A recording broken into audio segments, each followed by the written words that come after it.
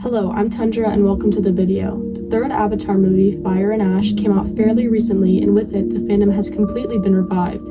I've seen countless videos, art pieces, and original characters for the franchise, and I absolutely love it. Even the game Avatar Frontiers of Pandora has basically tripled in player count. But like every fandom, this one has a toxic side, and it's honestly really bad. I don't know if I just have bad memory, but I don't remember it being this bad during the previous movie releases. So sit back and grab a snack because today I'll be discussing the issues with the Avatar fandom and the Avatar franchise.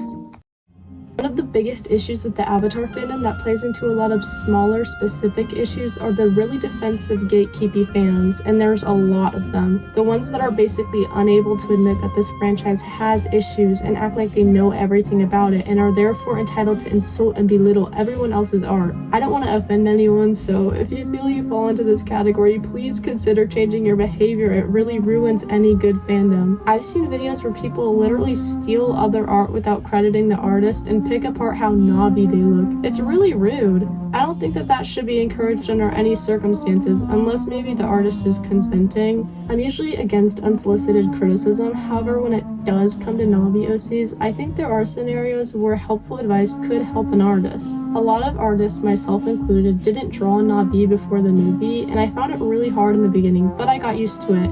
And sometimes not knowing how to draw Na'vi can get a little interesting. There's a debate going on about drawing Na'vi and erasing their features. While I understand that can come from being more used to drawing humans, I think it genuinely is helpful to point out when someone makes a mistake. Even if Na'vi are fictional, this is a practice that should just be encouraged for any artist. When drawing a group of people or just a group, you need to actually make sure that you're doing their features justice. However, it's usually hard to tell if this mistake is intentional, so I'd always encourage that if you're going to give constructive criticism, ask for permission first and be as polite as possible. It can be discouraging for someone to criticize a piece of yours, especially if you put so much work into it, but ultimately it helps if in the end it'll help you correctly represent features accurate to the ones you're trying to portray. And to be honest, this is a big controversy in the Avatar community.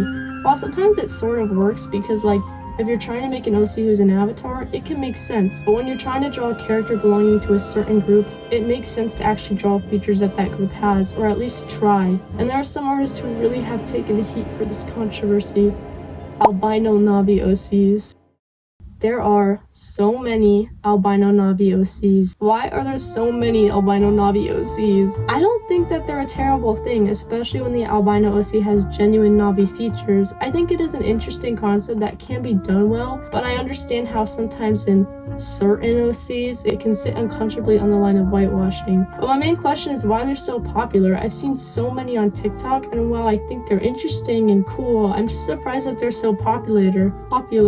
That and snow Na'vi OCs. A lot of people have been creating concepts for a snow Na'vi, and I think that they're so fascinating, but it stirred a lot of controversy of, again, whitewashing the Na'vi. A lot of people initially made the Na'vi skin lighter so they could camouflage in the snow, and I get that thought process. I think in the movies, this could be pulled off reasonably in a way that doesn't seem unnatural or not Na'vi. Here's a sketch of what I was thinking.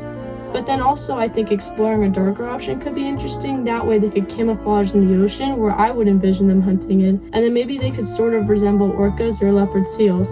And since it would be cold, they could wear furs or clothes that keep them warm but are also lighter so they could camouflage in the snow. Here's an idea. I think both of these ideas could be pulled off really well, and I'd love to see any of them if anyone has any ideas. But when it comes to whitewashing, it's not just OCs that are the issue. It's very clear that Na'vi culture is based off of many different cultures, from the music, dances, tattoos, practices, clothes they wear, and much more. I think it's beautiful to see culture reflected in media, but what the fandom Avatar has, it's sort of interesting to see how unknown this obvious fact is. A lot of fans don't actually do research on the culture that inspires the ones seen on screen, and it's sort of disappointing some fans will lump so many beautiful real cultures into one fictional Na'vi culture. While it's obviously okay to enjoy the world of Pandora, I definitely do, all fans should know there are countless aspects that are inspired from real life. And some fans are so unaware of these facts or just ignorant that they intrude on cultural clothing or accessories or practices for the sake of honoring their devotion to the Avatar franchise. It's like a weird form of gentrification in a way, grabbing stuff from other cultures without doing any research and even labeling it as belonging to a fictional planet. I urge anyone interested in the world of Pandora to actually do research on the cultures and groups of people who inspire the creation of the Na'vi and be as aware and respectful as possible. And also, before I move on to the problems with the franchise, I will say my commissions are open and I specialize in Na'vi commissions, so hit me up on TikTok if you're interested.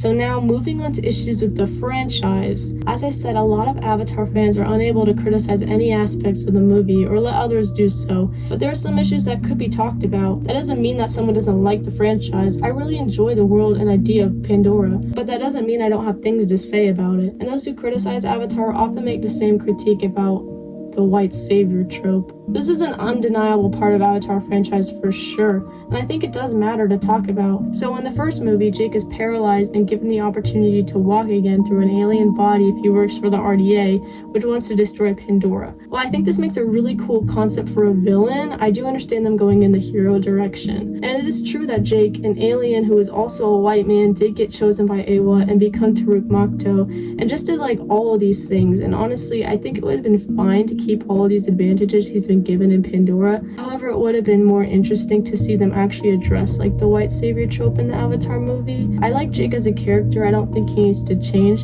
but I think it could be interesting if they confronted that. In the first movie, they really did address him being an outsider, but I don't know, they could have like kept that aspect a little bit.